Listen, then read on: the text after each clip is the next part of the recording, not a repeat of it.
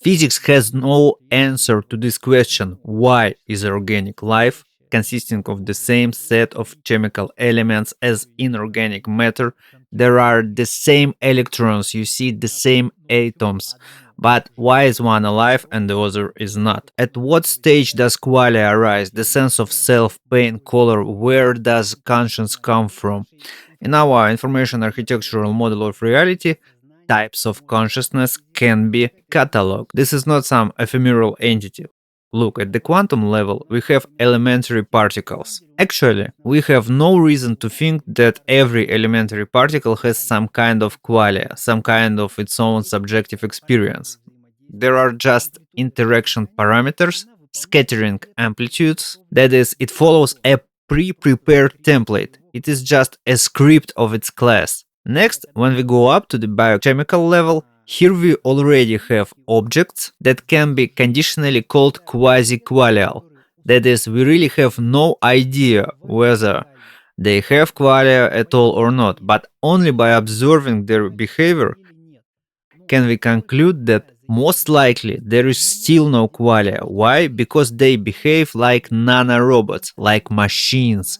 They execute specific scripts. Their memory is limited by the current state of the cell. Gradients of proteins, ions, metabolites. Well, are you leaving? Then I'll have to write it all over again.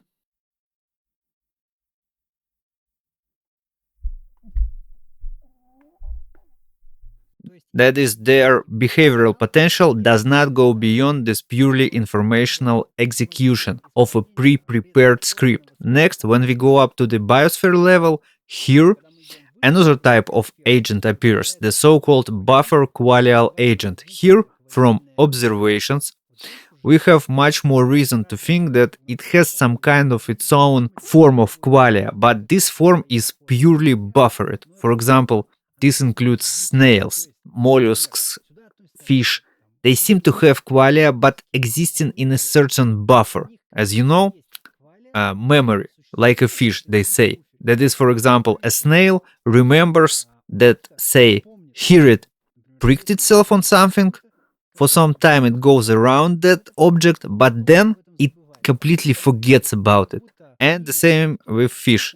That is, as if besides scripts, at this level, added is this so-called qualial buffer, which exists for a limited time in space. That is, they remember, see, react, and then as if they reset to their default settings and also function according to scripts. This is a temporarily extended internal model. That is, this is already an agent with its own internal position and this temporal buffer of memory. That is, it reacts, it strives in the future in time to change its current state. That is, it has, as it were, a cache of RAM. And then when time passes, it simply gets erased and that's it. Like RAM in a computer. The necessary information loaded, when it is no longer accessed, it is cleared. But at the same time, the BIOS remains. The basic settings remain. And this model explains why, for example, a snail does not become smarter over time, and throughout human history, a fly, it does not evolve. It does not create new structures, it does not create settlements, and so on. It has been working according to this template for 550 million years already. Also, these Buffer-Qualial agents can create swarm artificial intelligence. That is, for example, from many bees, the hive is created. This hive has its own subjectivity, its own smell. They all identify by the smell whose hive is whose. At the same time, we have no access at all to the scripts. That is, we cannot reprogram them. They are encapsulated from us. Why? Because as soon as we gain access, we will disrupt the entire stability of the system. That is, imagine if we could reprogram bees, simply change their program so that they do not collect pollen. Then honey would stop being produced. Suppose we need to, I don't know, economically pressure some country, but then suddenly all the bees breaks down immediately. Why? Because obviously each of them works according to a set of these basic scripts. That is, as here they are, roughly speaking, running from the same exe file. At the same time, they have individual patterns, we notice them, but their rudimentary scripts themselves, the main behavior, it is common across the entire package. And imagine, suppose we broke these scripts, they would stop producing honey, the consequences would have a catastrophic cascading nature at all levels of the system. Immediately a chain reaction of extinction of plants, herbivores, predators, global agriculture would collapse in just 1 or 2 seasons. That is, turnovers in the hundreds of billions of dollars, food, chocolate, textiles, cotton, pharmaceuticals, coffee. That would be immediately mass famine, simply because we broke a couple of scripts and bees stopped producing honey, you see? Fish also create their own emergent artificial intelligence, that is, they swim together, react in a single flow, but here is their status in the system. At the level 2, the fish is the final agent in terms of complexity. And here is the third state, the so-called Qualia-Operator. The Qualia-Operator is an operator endowed with individual subjectivity in the system. That is, it's not just that it also has its own pre-prepared scripts, it also has a buffer, but in addition, it has semantics. That is, it operates in the categories of meaning and categories of self-reflection. That is, for example, even elephants are Qualia-Operators, not Buffer-Qualial agents, because we observe patterns of Qualia-Operator behavior. For example, it sees itself in the mirror. A cat is also endowed with individual subjectivity.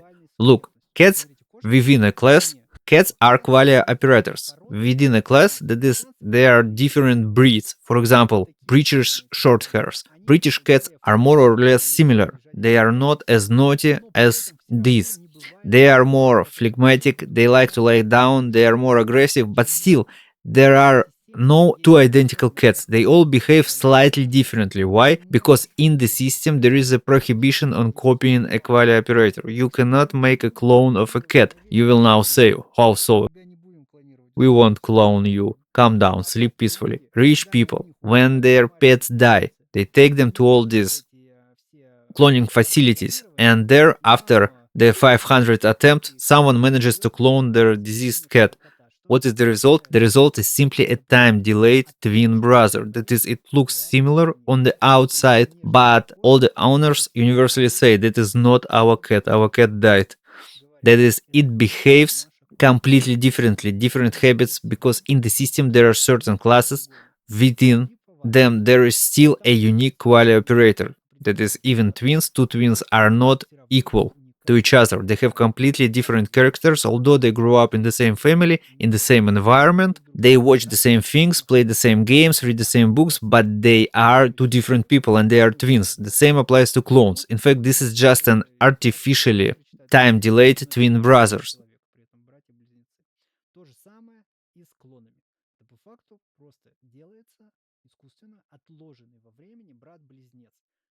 And now look at the quantum level. Can we clone an elementary particle? Absolutely not. That is, there is an architectural prohibition on cloning. We cannot simply replicate in the system these parameters encapsulated from us. And from this comes a falsifiable prediction. You all keep arguing, where are all your predictions? The prediction is that there will be no digital immortality. You will never be able to copy your mind, and you will never be able to place it into another body.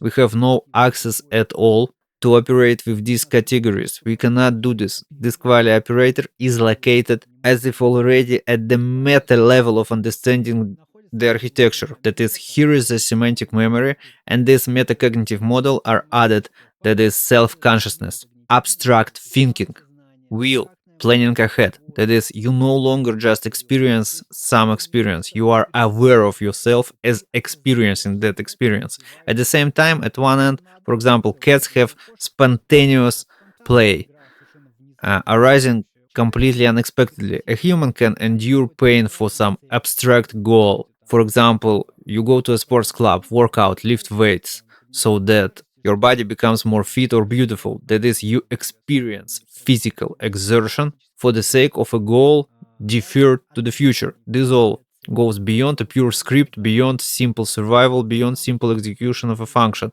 The cat stepped a little lower, but both we and the cat are still qualia-operators. Why a qualia-operator? Because it is the bearer of a unique subjectivity that controls the body. That is, you are not reducible to your body. Your body, as a machine, as an interface, is controlled by this qualia-operator. That is, you exist, you have a soul. Actually, this is just a clever word to call the soul, because we are doing science. We cannot use this whole discourse of a soul, because for the modern paradigm, it is philosophy, esotericism, and so on. So yes, we will speak about this using your terms. And in fact, from the point of view of physics, this is the only way to explain it, because you cannot explain at the physical level why a subject consisting of the same elements, yet one is somehow alive, moves, speaks, thinks, performs actions, and the other is just some kind of microphone that records a voice, or I don't know, a board on which the text is written. Therefore, the operator's memory is preserved in it and directly affects its behavior, that is, all its attachments. It has a history of events, a history of its own self. It changes not just the model of behavior, it changes the entire model of perception of the world in principle. This is why concepts that say that matter is not primary are rejected by so many people immediately, because it changes the familiar picture of the world. At the same time, this unique subjectivity can also be observed at the physical level. That is, all of us, for example, have individual fingerprints. A cat's nose print is also absolutely unique. You can take a smartphone and lock it by pressing the cat's nose, because it works exactly the same as a fingerprint. That is, there are no two identical cats, there are no two identical people. There are similar people, there are twins, but all of them are different qualia-operators. They are all endowed with their own unique subjectivity. Even dolphins, each dolphin has its own sound. That is, each dolphin recognizes another by the sound it makes. And with whales and dolphins, a whale, for example, is capable of suicide. It's still not fully understood why this is. Is it a malfunction, or is it some kind of individual suffering or depression to which it is susceptible, which again indicates what? That it is not executing some predetermined script. It is reacting to the events that happens to it in the test environment. And dolphins, whales are already qualia-operators, but fish, simple fish, they are very close to this, but for now they are most likely here at the second level. And there is a theory, IIT, which postulates a roughly similar idea. They have a parameter there that of threshold complexity, that the more complex the soul becomes, the more complex the entire subject itself becomes. However, this paradigm is still based on the premise of the primacy of matter, that is, it does not turn the entire ontology upside down. We interpret their generator, their parameter, not as something that itself generates unique experience, but as simply a gradation of complexity. Here it is, this gradation of complexity. Each living being receives a different level of access to the entire architecture. That is, for example, whales, their read magnetic field and can plot routes according to it. Whereas ungulates feel tremors and run away. They feel an earthquake before a human feels it. A human cannot do that. A cat simply see better in the dark, see more than we do. Birds navigate by the magnetic field. Each living being is assigned its own script and its own access, a level of access to the system. That is, for each of these operators in the overall architecture, there are different access parameters. At the same time, this synchronicity and non-trainability of behavior also indicates that all these are hardwired, you see, as a script. That is, we cannot, for example, train a rooster to stop crowing in the mornings at dawn. It is already executed in this, the firmware hardwired into it. And any attempts to somehow train it out simply fail, because the behavior is locked at a level inaccessible to our modification. As a result, we see this package organization, that is, further, the very fact that qualia-operators can be cataloged, that they can be expressed in terms of information architecture, already indicates by itself the architectural organization of the entire system. as an information architectural organization. So in this video we have described the entire system as a whole, and in the next one we will examine what exactly a Qualia-Operator is, where exactly it exists, and how it synchronizes with the interface, with your body. Therefore subscribe to this channel, also subscribe to my Boosty, support the research. The research is being conducted independently. Let us build this model together. Engage in science, not dogmas that all of this is impossible to understand and catalog. Thank you.